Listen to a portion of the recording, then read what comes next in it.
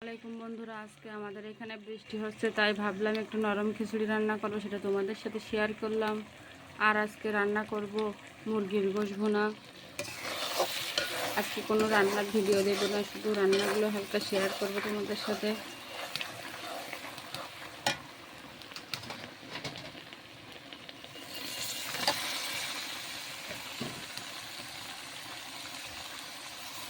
মুরগির গোশটা ভুনা ভুনা করে রান্না করবো।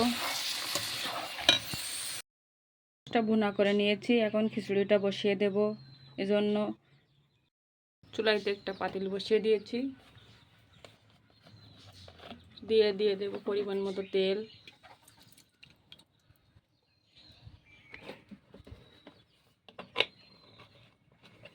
দিয়ে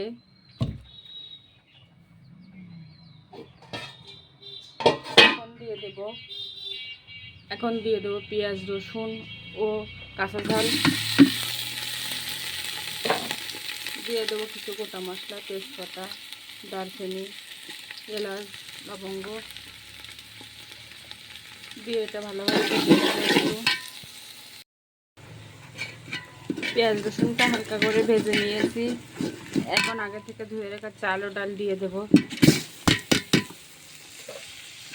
দিয়ে হালকা একটু কষিয়ে নেব অল্প করে।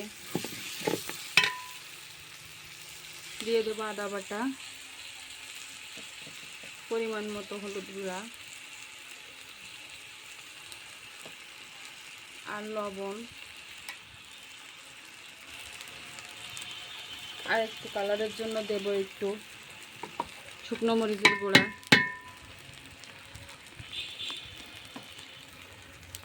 দিয়ে এটা হালকা ভেজে এখন পরিমাণ মতো পানি দিয়ে দেব।